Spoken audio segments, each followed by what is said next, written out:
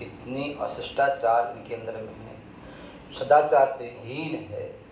तो उन माता पिता की करुणा, उनका प्रेम, उनका स्नेह अपनी संतान के प्रति इतना अगाध होता है कि प्रेम में की अधिकता होने से कई बार उनकी आंख में आंसू आने लगते हैं। तो व्यक्ति को परेशान व्यक्ति नहीं करता, उस व्यक्ति के प्रति जो उसका स्नेह होता है, जो उसका प्रेम होता है, वो उसे परेशान करता है। यदि हमारा आपके प्रति स्नेह नहीं है तो आप जहर भी खाओ तो क्या फर्क पड़ रहा है, और अमृत खाओ तो क्या फर्क पड़ रहा है। जब प्रेम होता है तो क्या होता है, आपकी उन्नति में हर्ष भी होता है और आपकी अवनति में विषाद भी होता है। धर्मस्नेही महानुभाव, इसलिए आचार्य भगवंत ने कहा हमारी परेशानी की जड़, हमारे संसार की जड़ यदि कोई है तो हमारे अंदर विराजमान हमारा राग और द्वेष है, जो हमारे अंदर हर्ष विषाद पैदा करता है। हुआ क्या, उस शिष्य ने अपने गुरुओं के चरण पकड़ लिए, रोने लगा, परेशान हो गया। और गुरु तो गुरु होते हैं, वे किसी की आंख में आंसू देखकर पिघले ना, ऐसा कभी नहीं हो सकता। वह तो सूर्य की भांति प्रत्येक व्यक्ति को पक्षपात से रहित निरपेक्ष दृष्टि से सबका भला करने के लिए तत्पर रहते हैं। गुरु तो सदैव एक श्रद्धा की भांति प्रत्येक भक्तात्माओं को जो नजदीक में आती है अपने आप को समर्पित करते हैं, उसकी प्यास बुझाने के लिए सदैव समर्पित रहते हैं। धर्मस्नेही महानुभाव, वह तो उनका शिष्य था, उन्होंने उसकी प्रार्थना स्वीकार कर ली और उसके लिए उस अमीरी के अहंकार के पहाड़ पर जो चढ़ा था उससे उतारने का प्रयास किया। अंतर्मुखी यात्रा कराने का संकल्प लिया, जो वह बहिर्मुखी यात्रा कर रहा था। धर्मस्नेही महानुभाव, वह गुरु अपने शिष्य को लेकर उसके महल के सामने से निकले, ढोल मजीरों के साथ, जयकारों के साथ। तो जब जयकारा अंकल लगाए जाता है, ढोल मजीरे बजते हैं, तो प्रे कर लोग घर के बाहर आके देखते तो हैं कौन निकल रहा है। इसलिए ध्यान रखो, जिसमें गुरुजी गलियों से निकलते हैं तो अपने जो भक्त लोग होते हैं क्या करते हैं, जयकारा लगाना भी चाहिए, खूब जोर से लगाना चाहिए।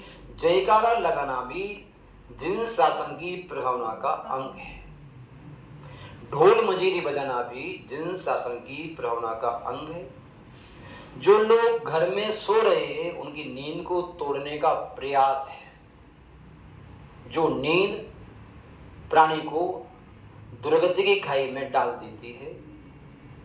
धर्मस्नेही महानुभाव, जैसे ही नगाड़ों की आवाज सुनी, ढोल मजीरों की आवाज सुनी, जयकारों की आवाज सुनी, उस सेठ ने समझा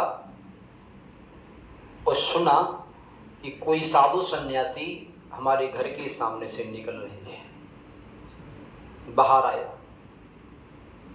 सेठ को बाहर निकला देखकर शिष्य ने संकेत किया, गुरुजी देखो ये वही है।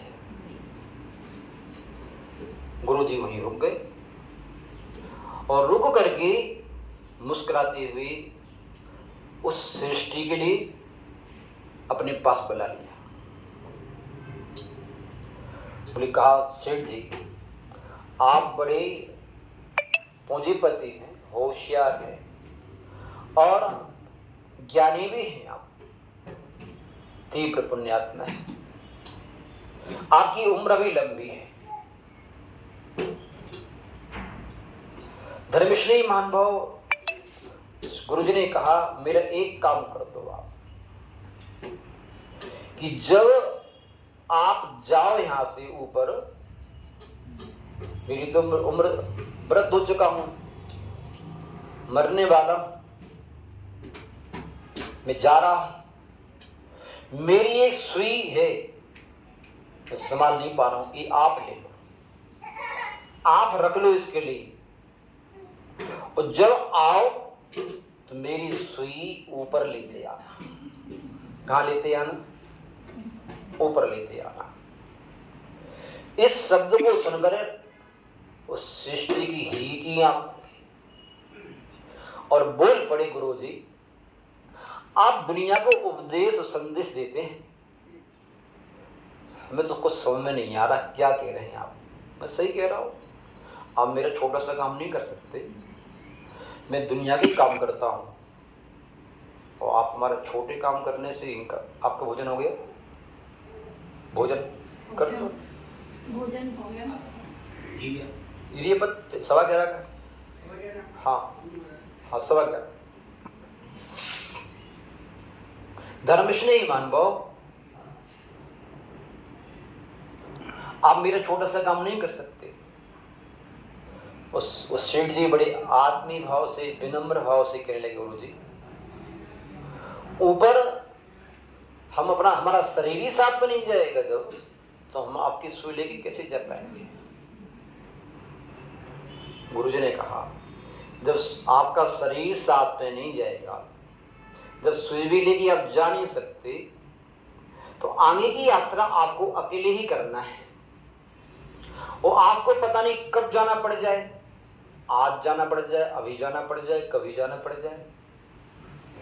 तो हमें इस बाहरी वैभव को पाकर के धर्म की उपेक्षा नहीं करना चाहिए, क्योंकि बाहरी वैभव धर्म का ही परिणाम है, धर्म की सेवा का परिणाम, धर्म की पालन का परिणाम है, धर्मात्मा की सेवा का परिणाम है, और धर्म के आयोजन में उपस्थित होने का परिणाम है।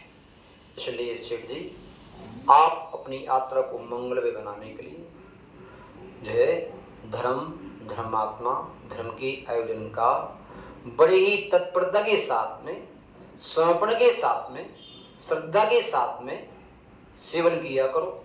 जितने उत्साह से आप दुकान पर जाते हैं, चाहे गर्मी हो या सर्दी, भूख हो या प्यास, इतने उत्साह के साथ में आपको धर्मात्मा के पास, धर्म के आयोजन में जाना चाहिए।